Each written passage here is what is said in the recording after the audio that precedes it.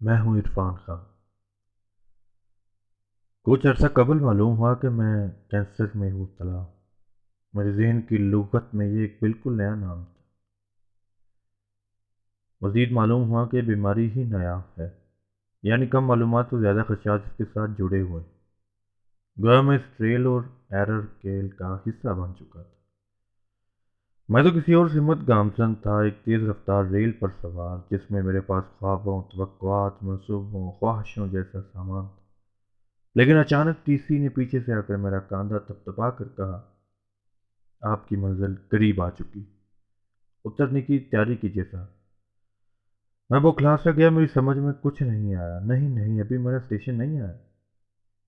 نہیں، اس ریل کا یہی اصول ہے، اگلے اسٹیشن پر ہی اترنا ہوگا۔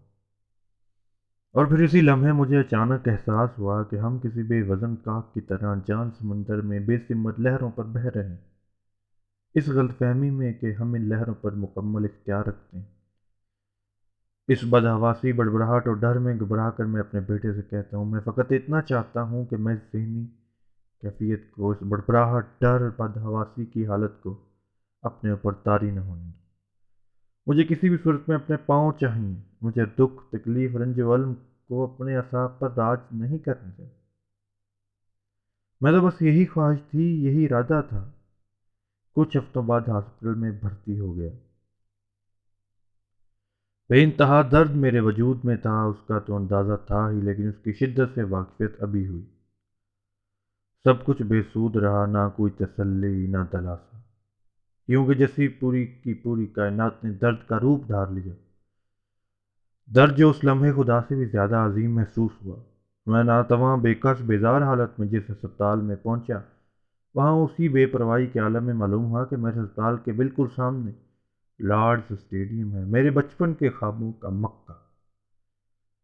اسی درد کے حصار میں ہی گھرے ہوئے میں نے دیکھا کہ وہاں ویون رچرڈز کا مسکراتا پوسٹر ہے، جس کی جھلک میرے اندر کوئی بھی احساس پیدا نہ کر سکی، یوں کہ جیسے وہ دنیا کبھی میری تھی ہی نہیں، میں بالکل اس سے بے نیاز ہوں۔ اسی درد کی گرفت میں جب میں نے اپنے ہسپتال کی بالکنی میں کھڑا تھا تو یہ احساس ہوا جیسے موت اور زندگی کے اس کھیل کے درمیان صرف ایک سڑک کا فاصلہ ہے۔